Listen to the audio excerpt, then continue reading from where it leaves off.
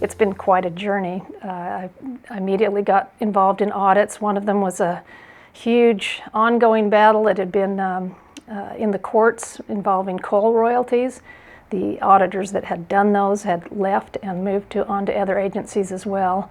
So we kind of picked up where they left off and kept going with those. And I continued to work in the audit group for multiple years and then transitioned into the accounting group where I became the finance director, and that is the position I had at the time I retired. I liked the thought of working for school children and other beneficiaries more than stockholders. I just thought that seemed like a pretty good deal. And I grew up in Utah. I went through public education K through 12. I'm a University of Utah graduate, so I'm a product of the education system, so I'd like to continue to support that.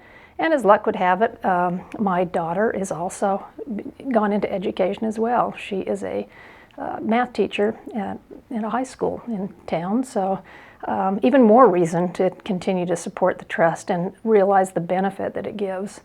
I think it's so important that we are able to take that trust money and put it directly into the hands of the schools where it makes the biggest difference, as opposed to sending it through the Uniform School Fund as it used to be when I was first hired on. So there's a lot of evolution, a lot of great things that have happened.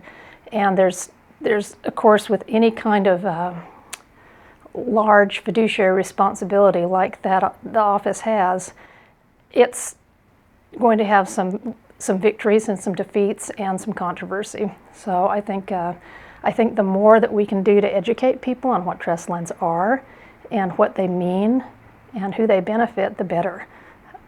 It's a constant education process at the local level, the state level, and the federal level, because people are always going in and out of elected offices, and it's important that they learn and that they know what these lands are, and they're not like other lands, that they have a specific purpose. And it is a sacred trust, I know, as people have liked to say, and it truly is. Utah belongs to an organization that was called the Western States Land Commissioner, is now the National Association of State Trust Lands. I had the opportunity to become secretary of that organization as a part of the Utah's membership, and with that I've been able to contact and meet a lot of other people from other states that are doing the exact same thing. There's 20 member states, all have the trust mandate that Utah has.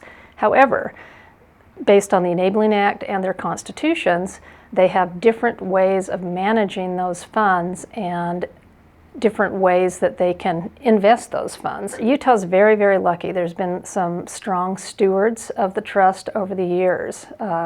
Margaret Bird, Doug Bates, there's been some phenomenal people who have seen how important the trust is, and especially the intergenerational aspect of the trust. Not only the students today, but the students of the future as well. They had the brilliant idea to make sure that, as I mentioned, that money goes straight into the schools rather than the Uniform School Fund.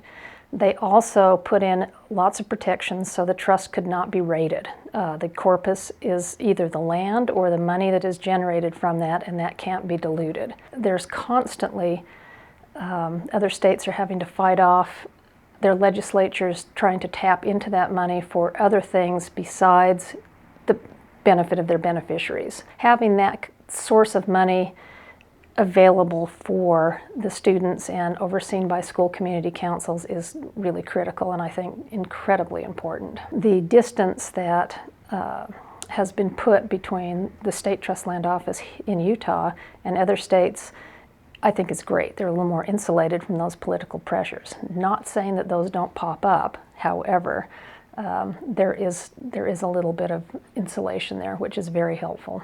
So I think a lot of bridge building too between communities can happen, and I think the Trust Lands Agency always wants to be a good partner, and so I think I've seen over the years a real movement toward, instead of just being the big bad trust office that can go in and do anything anytime they want, to working together with communities and moving everybody forward. Because if the kids are benefiting, everybody's benefiting. The better the schools are, the better our future is for our students. I think over the course of my career And in my present position as the Executive Director of the National Association of State Trust Lands, I am hopeful that we can all work together and move forward, but the key is really educating people on what trust lands are. And I think throughout the course of my career, I've been fairly successful in doing that, and I hope to continue to be so. And that's my trust land story.